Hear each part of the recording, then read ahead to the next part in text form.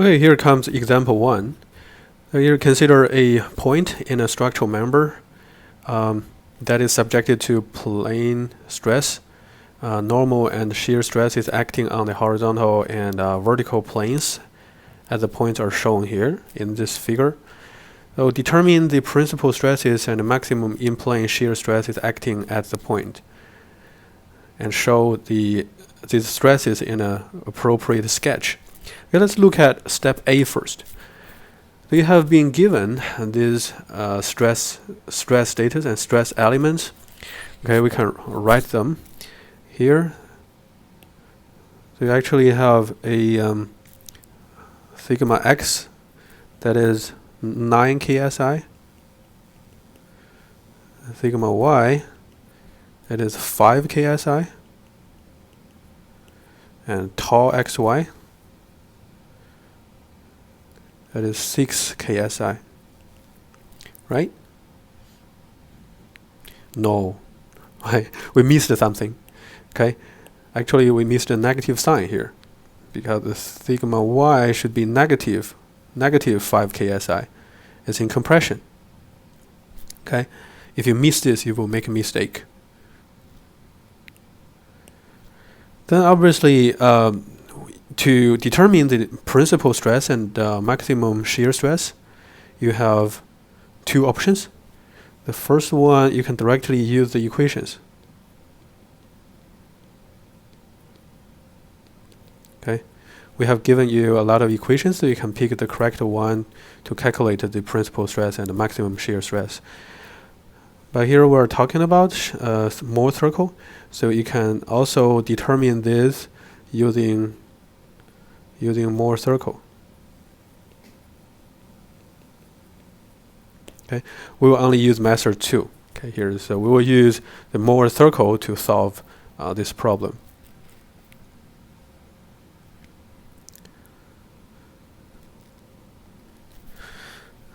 Okay, so in this case, we already know that sigma x equals 9 ksi, sigma y equals negative 5 ksi, and tau xy is 6 ksi.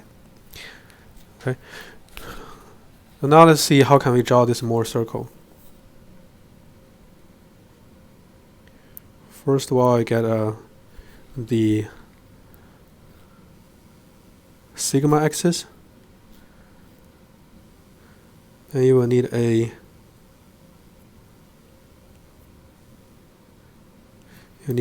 tau axis.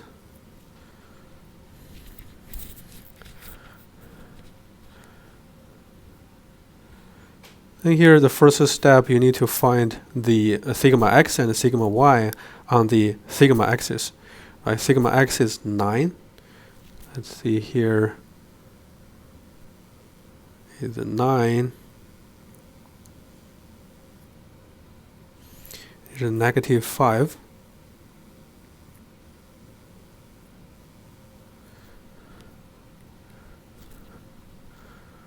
And then you need to find the sigma x, tau xy, the first point.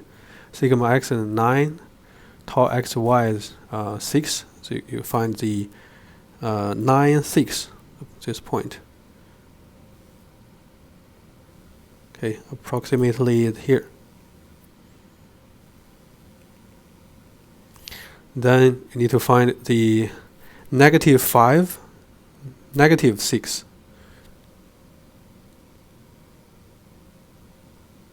Okay, it's here.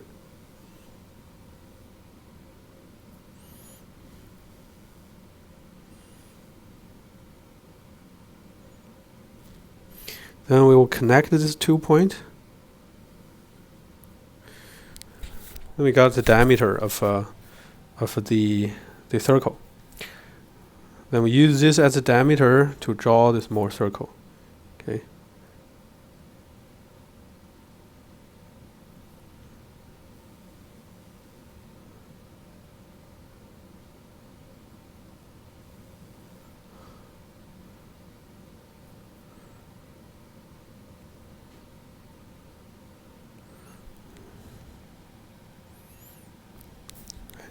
So now we got this this Mohr circle, and let's indicate those points.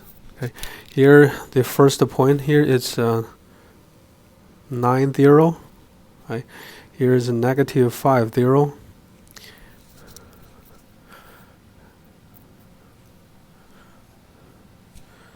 Then, how about the center? So what is the the coordinate of the center?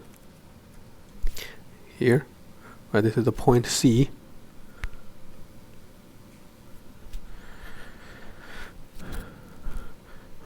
Point C, the x coordinates at point C will be obviously it's 9 plus negative 5 over 2.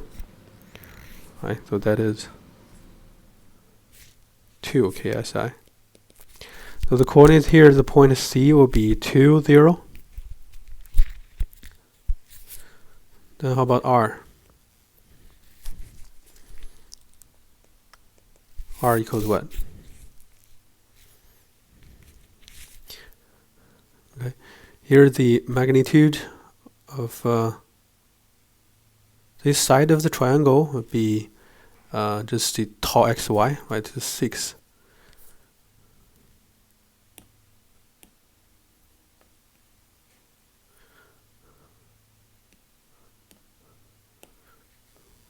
This is 6. How about here?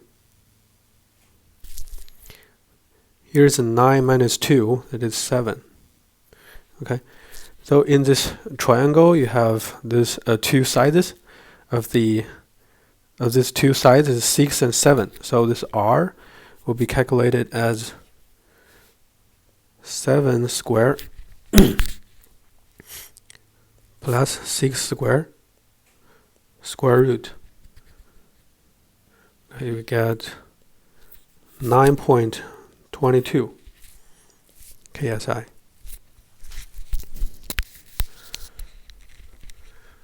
So based on this, we can calculate these two these two principal stresses.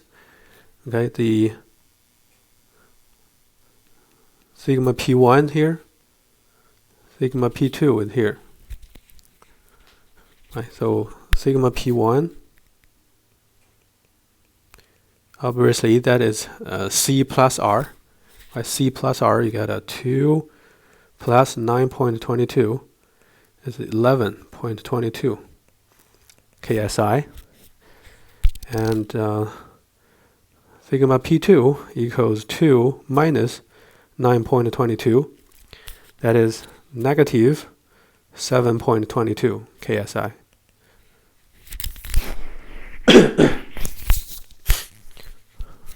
Right.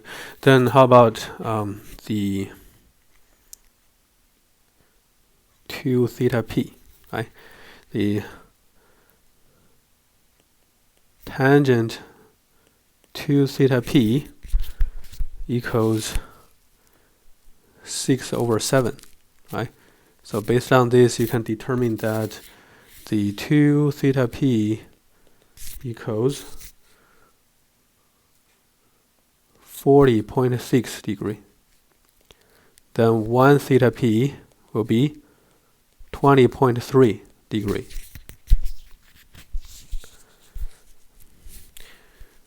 Okay, then you can calculate, you can try to find the maximum values, the maximum value of the shear stress.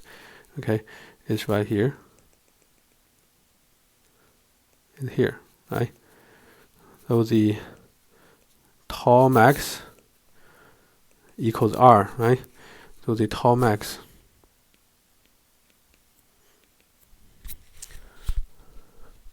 equals R, and that is 9.22 KSI.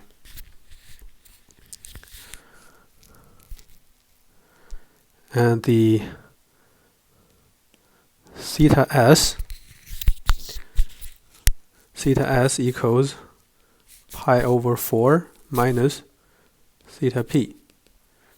That is 45 degree minus 20.3 20.3 degree, you get 24.7 degree. Okay. And at this status where you have the tau max, the sigma, the normal stress, is sigma average, right? So that is 9 plus negative 5 over 2, that is 2 KSI. Okay, that is just this point. Okay, then let's try to sketch these stress status.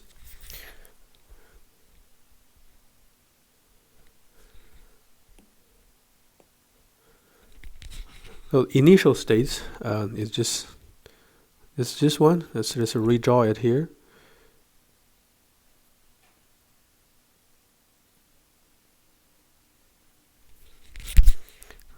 Under this status, you have the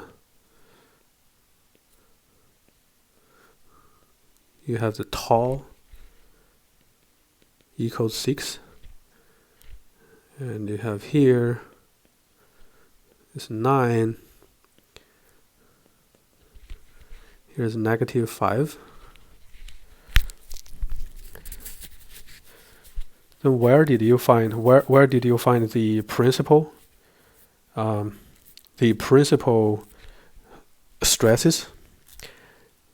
You find it through a rotation by angle of 20.3. Right? Let's use red color. Okay, do the rotations from here.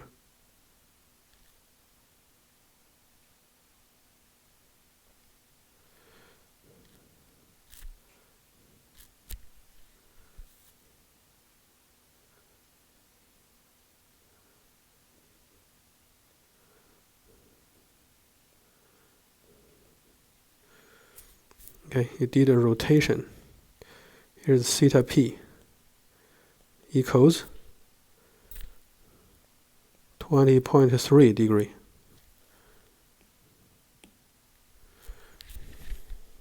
Okay. After this rotation,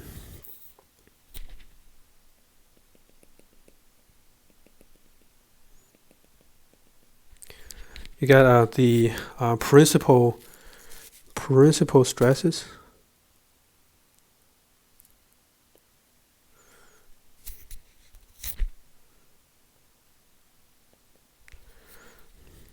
And here is the sigma p1, that is 11.22.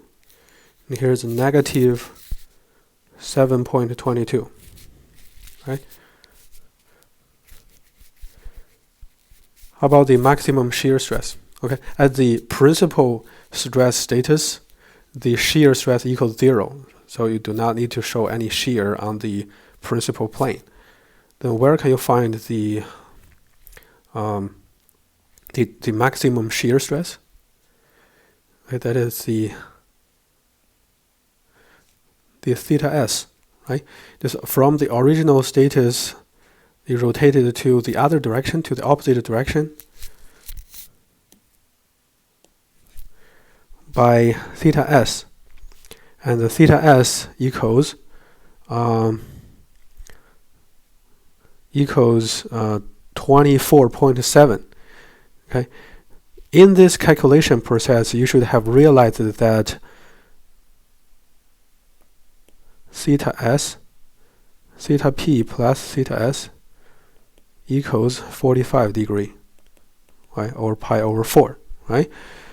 So actually, the maximum shear plane will be just the diagonal plane of the principal stress element. Okay. Here, this angle would be 24.7 degree. If you add these two angles together, you get a pi over 4, or 45 degree. Okay. So that is right the diagonal plane of the principal stress element. Okay. Just at this point, at this plane, you have the maximum The maximum possible shear stress, that is 9.22.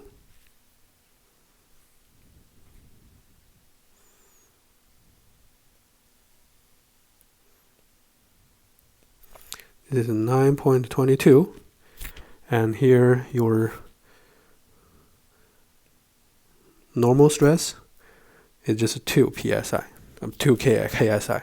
Okay. So this is a sketch of all of this stress status. Okay, you just keep this in mind. This can help you to simplify some analysis process. So according to this, you should know that if you have a